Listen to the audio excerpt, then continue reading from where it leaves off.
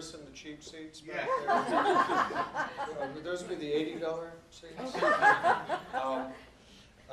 It is a special, I made some notes, because I knew some of you were from Harvard.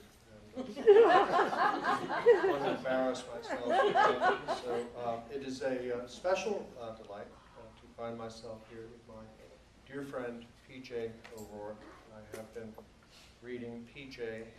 Now for, gosh, since the early 1970s. Of course, I was very precocious and very young. Learned to read at a very early age, but when P.J. was editing the National Lampoon. And his new book, Don't Encourage the Bastards, is his 14th book. Wow. I hate P.J.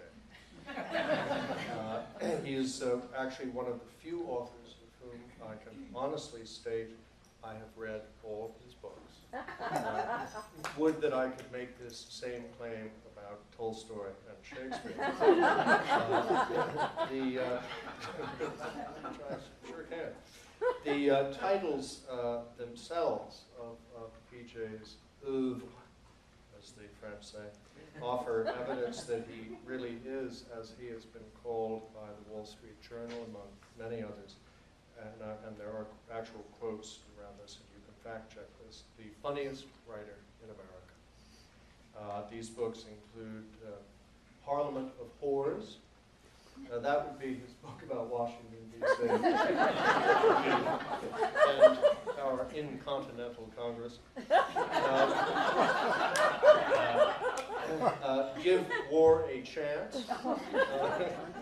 His coverage of, I think that was the first Iraq War. Eat the Rich. That would be, I think, about U.S. tax policy. And Peace Kills, more dispatches from the war zones. P.J. is a very distinguished war and foreign correspondent. And now, Don't Vote. It only encourages the bastards. The book's original title, if I said it out loud, the FCC would hit me with a Janet Jackson wardrobe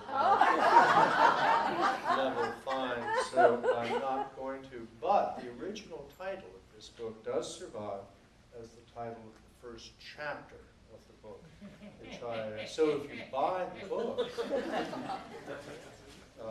now having read all of P.J.'s books, I can now honestly state right here, in Midtown Manhattan, in the belly of the liberal beast, that I think this is his best yet. This is high-octane stuff, kind of like his Porsche 911. Porsche 911, shouldn't they change the name of that now? Yes. Anyway.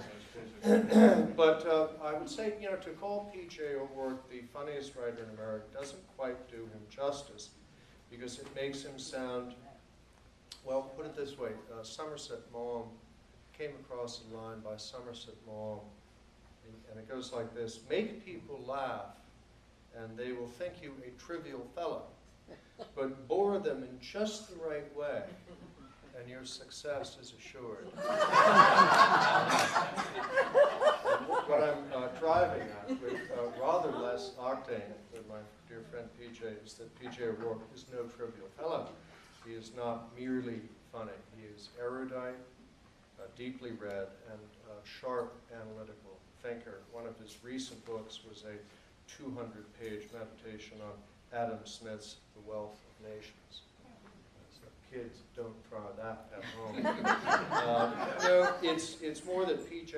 Just happens to have the gift of making his insights sound funny, and that, I assure you, is no mean feat. He has more entries in the Oxford Book of Humorous Quotations than any other living American author.